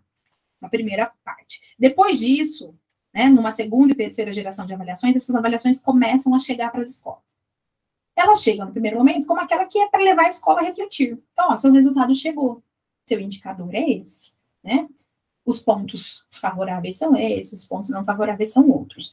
Até como sendo aquela que permite a reflexão, ela é ótima. Se esse resultado volta e permite, né, que a gente possa analisá-lo com o coletivo, né, e permite que a gente possa analisar esse resultado de maneira articulada, fantástico. O problema é quando esse resultado volta e ele acaba induzindo mecanismos perversos na escola. Vamos preparar os alunos para a prova, vamos preparar os alunos. E aí a avaliação deixa de ser um instrumento de reflexão e passa a ser o fim. Né? A escola passa a preparar os alunos para a prova, a escola passa a treinar os alunos para a prova porque ela está perseguindo os indicadores. Até porque existem casos em que os resultados da prova estão atrelados à bonificação e à premiação. Então, muito cuidado, porque as autoras não são contrárias a gente ter avaliação externa. Elas vão dizer que o problema é quando essas avaliações externas são tomadas de maneira a induzir mecanismos perversos no interior das escolas, que é preparar os alunos para as provas. Que é exatamente a contraposição que deveria ser um papel da avaliação. A avaliação em larga escala deveria nos dizer como estão as políticas públicas de avaliação. Onde nós podemos melhorar? Quando ela volta para as escolas, a tentativa é que possa promover reflexões coletivas, né, essenciais, e não necessariamente induzir um movimento de preparo para as provas. Então, as avaliações em larga escala, elas são perigosas, porque se mal concebidas e se mal executadas, elas tendem a fazer exatamente o que é o oposto da avaliação. Né? Que ao invés de favorecer as aprendizagens, favorecer as reflexões no âmbito das localidades e permitir, né, que a gente repense o PPP, repense as práticas da escola, elas podem induzir a mecanismos perversos de preparo, né, de orientação, sobretudo se ela estiver condicionada a bônus, a premiação, né? E aí acaba que tudo aquilo, a gente passa a ensinar só aquilo que a avaliação valoriza. E a gente não entende a avaliação como indicador, entende a avaliação como um fim em si mesma. Aí o perigo das avaliações externas, tá? Bom, depois, alguns autores voltaram-se para a avaliação das aprendizagens, tá? O Vitor Paro discutindo a reprovação escolar, ele é completamente contrário à reprovação escolar, tá, gente? O Vitor vai dizer que a reprovação é o fracasso da escola, né? Então, que a gente precisa lidar com a ideia de ressignificar os tempos das aprendizagens, de tentar pensar como promover as aprendizagens e não como reprovar os alunos. A reprovação é para o pressuposto do fracasso, né? Quando a gente reprova é porque o aluno não aprendeu. Então, a gente tem que focar nas aprendizagens. Por isso que a avaliação da aprendizagem tem que ser aquela no sentido de que eu não vou usar a avaliação para reprovar ou aprovar, eu vou usar a avaliação como meio para identificar as necessidades e para atuar de maneira a garantir as aprendizagens necessárias, tá? Isso a gente tem em todos os leitores sobre a avaliação das aprendizagens. O professor avalia não para aprovar ou reprovar o aluno. O professor avalia como sendo a avaliação um instrumento que ele vai poder identificar quais são os pontos suficientes ou os que precisam ser superados e atuar nestes, tá? E as 2 últimas obras nessa temática de avaliação e aprendizagem, um pouco mais voltadas para a aprendizagem, seriam a temática do César Coll, Psicologia da Educação Virtual, né? O qual fala, gente, que o contexto das tecnologias virtuais, né, ele muda drasticamente a nossa forma de conhecer e de estar no mundo, tá? E essas implicações, essas alterações, fazem com que a gente precise entender novos processos de aprendizagem. Os nossos alunos não aprendem mais como a gente aprendeu, né? Por quê? Porque mediatizados por uma cultura virtual, né, uma cultura digital, as formas de conhecer o mundo dos nossos alunos não são as mesmas que as nossas. As fontes do conhecimento, as linguagens do conhecimento não são as mesmas que as nossas. Logo, todas as aprendizagens dos alunos precisam ser ligadas com a ideia das mediações que eles recebem. Né? Os alunos são os nossos alunos, diferentes de nós, são nativos digitais. E nessa condição, eles têm modos de cognição modos de aprendizagem que são diferentes dos nossos. A destreza, a habilidade, a proximidade que eles visitam com as linguagens tecnológicas são muito mais acentuadas que a nossa. Logo, ele diz o seguinte, não dá para pensar teorias de aprendizagem sem pensar a mediatização das tecnologias digitais. Né? E aí ele chamou de psicologia da educação virtual, que é a ideia de pensar novas formas de aprender dos alunos mediatizadas pelas tecnologias. Né? E por isso que essas tecnologias, na visão do autor, têm que ser recurso. A escola que conservadoramente resiste à tecnologia, ela resiste à forma como o seu aluno aprende. Né? Então, ele vai dizer, é um equívoco muito grande nós resistirmos à tecnologia. Nós precisamos entender que esse aluno, cuja cognição está já mediatizada por processos tecnológicos, deve ter na escola, do ponto de vista dos recursos pedagógicos empreendidos, né, também as tecnologias como meio, tá? E o Piaget apareceu no edital de vocês, né, pelo Yves Delata, ele falando um pouquinho do erro na perspectiva do Piaget, discutindo, então, que o erro é constituinte do processo pedagógico, o erro é a hipótese que o aluno apresenta sobre aquilo que ele aprende, e se bem trabalhado e se bem explorado, o erro pode ser, né, o elemento para a superação dos equívocos. Então, nesta obra, o Yves nos lembra que o Piaget, ele não pactua da visão tradicional de que o erro tenha que ser superado em absoluto, no sentido de estigmatizado, de que o erro tenha que ser acentuado, né? Ele vai dizer, olha, o erro, ele pode ser entendido como um processo. Quando o aluno erra, e é isso que tem na obra, né? Ele vai dizer, ele está me dizendo qual é o saber naquele momento, ele está dizendo qual é a forma de compreensão que se tem. Ela pode ser uma forma de compreensão próxima, né, daquilo que a gente espera, ou distante. Ao ser distante, ela apresenta equívocos. Portanto, há um erro ali. Mas ele diz o seguinte, o erro revela como o aluno está pensando. Ele deve ser motivador das intervenções. Que intervenções?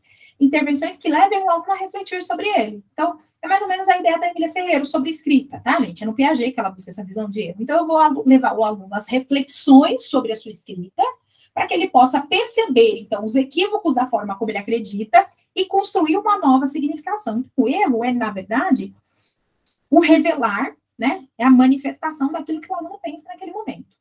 Se aquele pensar apresenta equívocos com relação às significações que a gente pretende, eu preciso promover reflexões do aluno sobre aquilo, né? E não dizer tá errado tão somente, né? E não estigmatizar o erro, mas trabalhar e promover no aluno reflexões para que aí sim esse erro seja superado. Superado numa perspectiva de que novas representações se apresentem, tá? Então, essa é a ideia de que a gente não tem que ignorar o erro ou achar que ele não deve acontecer. O erro, ele é revelador e ele é positivo, né? Porque quando o menino acertou, não tem nada que fazer, ele já chegou no patamar máximo do desenvolvimento. Quando ele ainda tem erro, o que significa dizer? Que essa intervenção vai promover um novo patamar do desenvolvimento. Então, o erro mobiliza muito mais do que o acerto, né? Porque o erro, se refletido, ele pode significar um novo patamar de conhecimento. Já o acerto não necessariamente promove esse novo patamar, não é? Certo? Bom, agora sim, as últimas obras, né, são típicas de docência, tá? E precisa ser, porque vai falar, então, de vocês na condição de mediadores do trabalho do professor, tá? Quem que a gente tem aqui, gente? Nós temos o Antony Zabala, na prática educativa como ensinar. Nós temos o José Moran, tratando das novas tecnologias e mediações pedagógicas, né? E, basicamente, no Zabala, a gente vai ter uma defesa construtivista de ensino, tá? No Zabala, nós vamos ter uma defesa de uma organização da prática educativa significativa, embora o edital não seja construtivista, essencialmente o Zabala veio, gente, porque ele defende uma prática educativa que possa ser significativa e que favoreça aprendizagens também significativas, né? Tanto desde o planejamento até a avaliação, tá? Bom, já o José Moran, né? Já o José Moran vai, junto com a professora Bergens, eles vão tratar sobre novas tecnologias e mediação pedagógica. Essencialmente, o que eu preciso que vocês saibam, as tecnologias por si só não formam na escola. A questão é que o uso nós fazemos dela. Não basta introduzir o uso do computador, das redes sociais na escola. Elas requerem mediação pedagógica. Cita até um estudo na obra que diz o seguinte, tem escolas que fizeram a implementação de computadores no início da década de 90 e apontaram que melhoravam o ensino. Outras escolas fizeram a implementação do uso de jogos, e isso também melhorou o ensino. Então, não é necessariamente um recurso que vai melhorar o ensino, mas é o uso que a gente faz dele. Logo, quando a gente se abre para uma educação mais tecnológica, os autores nos lembram, essa educação mais tecnológica, requer mediação pedagógica. Ou seja, não é submeter os meninos às redes sociais à própria sorte. Isso pode ser até prejudicial ao desenvolvimento. Então, houve um tempo, eu dizer isso na obra para vocês, que acreditavam que a tecnologia viria substituir o professor. Mas e a mediação? Quem faz a mediação pedagógica? Né? Então, a tecnologia ela não vem substituir o professor, ao contrário, ela vem requerer dele diferentes competências por seu fazer. Porque se antes ele tinha que mediar determinadas situações, agora ele precisa mediar, inclusive, este contexto tecnológico. Ele precisa mediar essa ferramenta sobre a qual ele é ignorante algumas vezes. Então, é muito importante essa obra, porque ela vai dizer o seguinte: as novas tecnologias não dispensam a mediação pedagógica e o papel do professor, ao contrário, requerem, né? Requerem novas formas de mediação.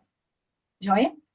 Bom, depois pautada, né, numa perspectiva do ler e escrever na escola, a Adélia Lerner vai falar da importância de que a escola possa assumir a sua posição, né, de formação de leitores. Adélia Lerner vai dizer o seguinte, gente: a escola não pode continuar trabalhando leitura de maneira tradicional, leitura escrita, com textos fictícios, né, com textos desconectados, cartilescos. Ela diz o seguinte: a escola, para formar leitores e escritores, ela precisa trazer para dentro de si gêneros reais. Precisa trazer para dentro de si os textos de circulação. Então, a escola não pode continuar trabalhando a leitura escrita de maneira mecânica. Redação, tema livre, um texto, um pseudotexto cartilesco, né, aqueles textos que não fazem sentido. Ela diz o seguinte: como nós formamos verdadeiramente leitores por meio da escola, diz a Adélia Lerner, quando a gente traz para dentro da escola reflexões que possam ser favorecedoras, textos reais, né? Porque aí a gente integra os saberes escolares com os textos reais de leitura escrita.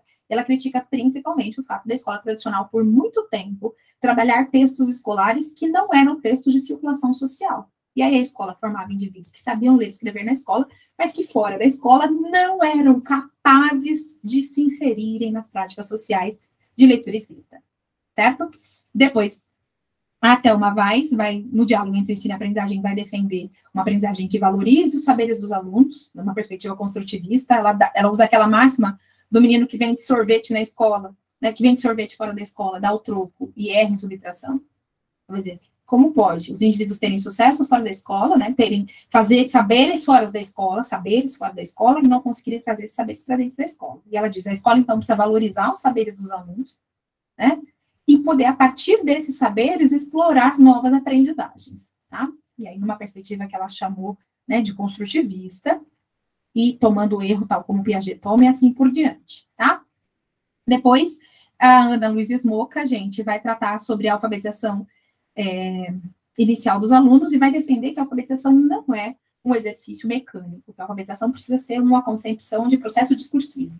Que alfabetizar os alunos formar indivíduos que sejam capazes não só de ler o texto, ou de escrever um texto, mas de compreender, ler, analisar discursos e produzir discursos, né? Que a alfabetização não é um ato mecânico, a alfabetização é um exercício que temos que fazer para que os indivíduos possam se formar como aqueles que compreendem o que leem, para além do que está ali, né? E aqueles também que escrevem para muito além dos interesses de outros, que conseguem assumir a discursividade e compreender a discursividade de alfabetização. Então, não é o menino que decodifica, mas é o menino que compreende o que está ali. Ele decodifica também, mas ele excede a decodificação. E ela chamou isso de alfabetização como um processo discursivo, que tanto o indivíduo aprende ao ler, ele aprende a ler não só a palavra, mas os discursos, né? Uma perspectiva muito parecida com Freire, né? E ao escrever, ele entende que não é só um ato de escrever como uma técnica, mas é um ato de se posicionar no mundo, né? Isso é a perspectiva da Ana Luísa Smoca. Então, alfabetizar é fazer os indivíduos capazes de compreender discursos por meio da escrita, né? E de produzir discursos, posicionar-se no mundo, compreender discursos por meio da leitura e posicionar-se no mundo, posicionar-se do ponto de vista do seu discurso através da escrita, né? Bom, na matemática, gente, nós temos tanto a professora Mabel Paniza quanto a Adélia Lerner, tá? A Adélia Lerner tanto no português quanto na matemática. E aí, nessas duas obras, gente, da Paniza, né, e da Lerner, nós temos a discussão sobre o ensino de matemática significativo para a produção de sentido. Então, vamos lá. É muito comum que o ensino da matemática se dê mecânico, que o aluno não acesse o nível da significação do saber matemático. A gente opera, mas não compreende. Então, eu acerto a continha, mas não faz sentido, não faz ideia por quê. As duas autoras vão falar que a matemática precisa acessar um campo da significação, ou seja, aquele conhecimento precisa fazer sentido, né?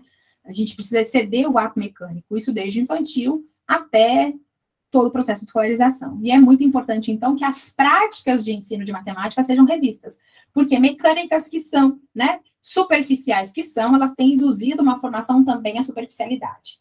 O ensino de matemática, então, precisa estar atrelado à resolução de problemas, precisa estar atrelado, porque quanto mais ele tiver voltado para as questões práticas, mais esse saber teórico faz sentido, não é? Bom, a professora Zilma de Oliveira trata, né, na sequência, daqui para vocês, da educação infantil, fundamentos e os métodos. Nessa obra, gente, a Zilma vai falar da importância, então, de uma educação infantil que esteja voltada para a pedagogia da infância, a importância de uma educação infantil que considere a criança como um sujeito histórico, como um ser ativo, capaz de aprendizagens, e que toda a organização da educação infantil, então, seja favorável a essa compreensão. Vai falar um pouquinho, porque a gente precisa fundamentar as práticas, os métodos da educação infantil, numa concepção de criança contemporânea, ou seja, criança como ser de direitos. Logo, espaços de educação infantil, práticas de educação infantil que não consideram a criança como um ser ativo, elas precisam rever os seus fundamentos, né? Então, a Zilma vai tratar aqui da importância de que a organização da escola, a prática docente, do espaço da infância, o espaço da educação infantil, possa ser favorecedor da infância. Então, uma escola de educação infantil onde a criança não tem tempo para brincar, onde as brincadeiras e as interações não sejam um eixo, tem problema de fundamento.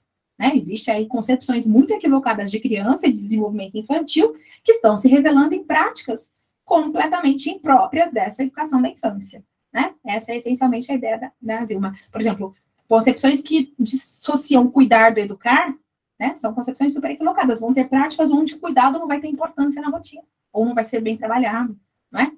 Como se ele não fosse uma atividade relevante. Então, por isso que ela diz, é fundamental que a gente possa revisitar os princípios de uma educação infantil na pedagogia da infância, que reconheça a criança como ser ativo, que reconheça as interações e as brincadeiras como eixo, que reconheça a indissociabilidade entre o cuidar e o educar, né? E cujos métodos, organização, espaços e rotinas possam ser os que favoreçam esse entendimento de criança ativa, que favoreça o entendimento de que as interações precisam acontecer com qualidade, de que as brincadeiras são importantes, né? Bom, e a temática da educação de jovens e adultos também apareceu no edital de vocês, sobre escritos da professora Marta Coll de Oliveira, né, que discute a educação de jovens e adultos, e sobre os discursos, sobre o texto da professora Vera Capucho, tá?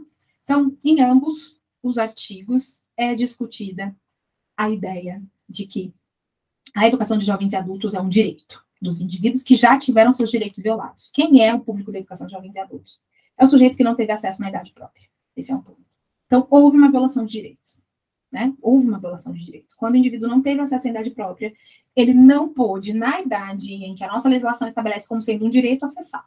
Então, existe aí um prejuízo configurado, tá?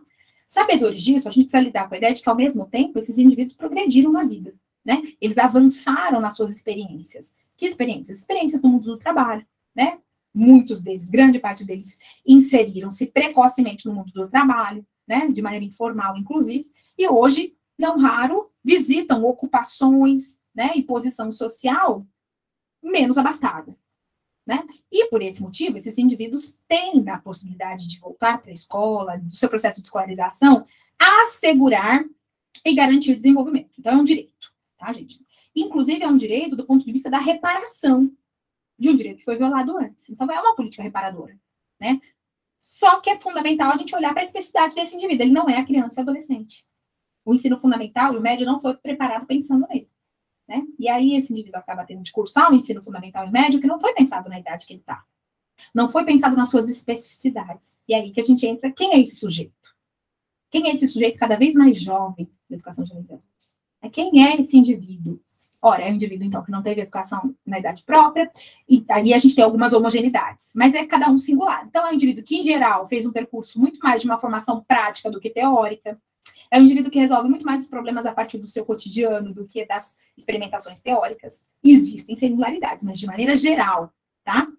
O pensamento dele é muito mais atrelado ao cotidiano do que à experiência teórica, mas são sujeitos capazes de conhecer. São sujeitos que visitam capacidade do saber e são sujeitos que visitam capacidade das suas aprendizagens. E cada um tem uma história muito singular. Nós não podemos desacreditar das capacidades da pessoa adulta, do jovem e do adulto, né? Entretanto, ao olharmos para essas potencialidades, é preciso olhar para que momento ele está da vida. Daí, respeitar o percurso que ele já teve, partir dos saberes que ele já possui, na tentativa de trazê-lo para o saber acadêmico que lhe é de direito e que lhe foi negado na idade própria. Então, a escola está para esses indivíduos para o saber acadêmico.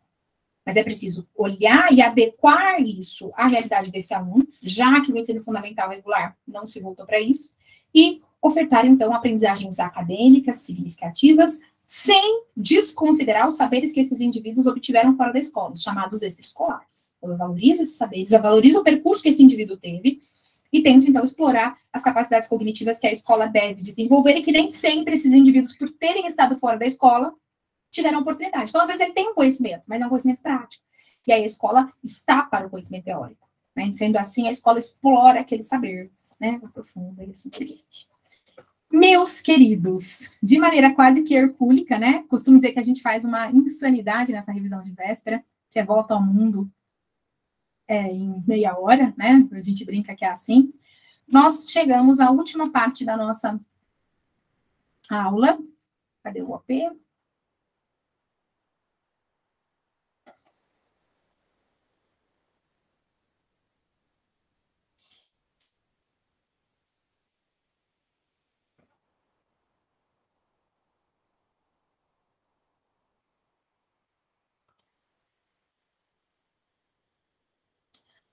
Eu fiz pequenininho ali, tinha outro dois, eu acabei me esquecendo. Agora a gente chega, então, à resolução. Um exemplo, tá? De como isso pode vir. Eu trouxe exatamente o Moran na tecnologia para vocês, tá? Vamos lá ver como a questão pode vir. Com ela, a gente encerra a nossa revisão. Tudo bem? Moran, em 2015, analisa que a tecnologia traz, hoje, a integração de todos os espaços e tempos. O ensinar a aprender acontece numa interligação simbiótica, de síntese, né? Profunda, constante, entre o que chamamos de mundo físico e mundo digital. Ou seja, não se separa mais um do outro, né? As interações se dão ao mesmo tempo. Não são dois mundos ou espaços, mas um espaço estendido, uma sala de aula ampliada, que se mescla, hibridizada, constantemente. O autor recomenda a articulação de tecnologias adequadas a componentes fundamentais para o sucesso da aprendizagem, tais como a criação de desafios para a aprendizagem ativa, a problematização que aproxima a vida e o conhecimento, as atividades e jogos que realmente trazem as competências necessárias para cada etapa. Nessa perspectiva, Trade, Araújo e Glória em Moran, né, que é a obra citada, apresentam resultados de pesquisa com o uso da leitura e da escrita digital por crianças, no processo de alfabetização e no contexto escolar, os quais evidenciam que, queridos, é um nível de detalhamento que você vai usar o princípio teórico para responder. Então, vamos lá. A aprendizagem individualizada fica favorecida pela multimodalidade na alfabetização, mas as tecnologias digitais prejudicam as interações entre os estudantes e eles com o professor. Queridos, as tecnologias mediatizam por si ou elas precisam de mediação? As tecnologias só vão ser prejudiciais se elas forem mal mediadas, né? Se bem mediadas, essas tecnologias podem ser favorecedoras. Logo, há um equívoco absurdo em a gente poder afirmar, né? Aqui, ó, a melhor estratégia é a estratégia da gente rever de encontrar o problema. As tecnologias digitais prejudicam as interações entre os estudantes. Olha, as mediações, elas são mais ou menos qualitativas quanto forem as suas naturezas. Não são as tecnologias por só que prejudicam ou favorecem. Depende das mediações que ela recebe. Então, não pode ser A. B. O método de alfabetização digital se impõe pela força que as tecnologias têm nas práticas sociais em geral, inclusive nos contextos familiares e no cotidiano pessoal dos próprios professores. Será que o método, então, de uma alfabetização se impõe por si só? Não necessariamente. C. O caráter multimodal das novas tecnologias, as tecnologias têm multimodalidades, né? Usadas para a construção do sentido do texto, por demandarem novas práticas de leitura e escrita, pedem uma reconfiguração do conceito de letramento, para além do verbal e da letra. Vejam que aqui, gente, eles disseram o seguinte: eu preciso de novas formas de mediação. O conceito que eu falei da obra de vocês não era basicamente a mediação pedagógica?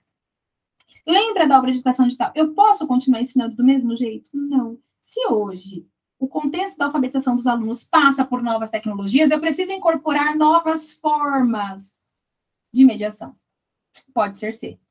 D. O letramento dos alunos no caso da alfabetização multimodal, é favorecido pelos recursos midiáticos presentes no cotidiano familiar, desde que eram bebês. Queridos, só o contato com a tecnologia não forma. Para alfabetizar, eu preciso de mediação pedagógica. Lembra que a obra essencialmente falava da importância, né? E das novas tecnologias? E a fascinação das crianças pelas novas tecnologias faz com que elas se interessem muito mais pelas atividades escolares de alfabetização. Ao contrário, né? O que tende a ser menos interessante é as atividades escolares de alfabetização, porque elas não falam a tecnologia, por isso que elas precisam se adaptar. Negar, lembra que eu falei, negar as tecnologias não é caminho. Eu preciso fazer uso delas. Então, hoje, as novas tecnologias fazem com que as crianças se interessem menos pelas atividades escolares. Daí a importância de trazer essas tecnologias também como recurso, além de linguagem. Mas os resultados, em termos de domínio do sistema alfabético, são decepcionantes. São, né? Porque, na verdade, é o contrário. As atividades são cada vez menos interessantes. E por isso, né? Então, não é E, não é B, não é B e não é A. Eliminadas todas essas, fortalece-se a ideia de que a alternativa que vocês deveriam julgar correta era a alternativa de letra C. Queridos, por que eu trouxe essa? Você não precisa saber o detalhamento da obra. Lembre sempre da concepção. Lembre sempre de qual é a concepção do autor. Que concepção o autor tem? De que é preciso mediação. Qual é a alternativa que dizia isso, em termos práticos? De que eu não nego a tecnologia, mas de que eu realizo novas concepções, novas definições. Sem dúvida nenhuma, a alternativa de letra C. Essa é uma das questões mais difíceis que eu acredito que vocês poderiam encontrar na prova, por isso que eu trouxe. Sempre, sempre. Essa é a estratégia que vocês vão fazer a questão de prova. Lembrem a essência de determinada obra e de determinado autor. E respondam sempre as perguntas a partir da essência da obra. Se necessário, volte ao enunciado. Né?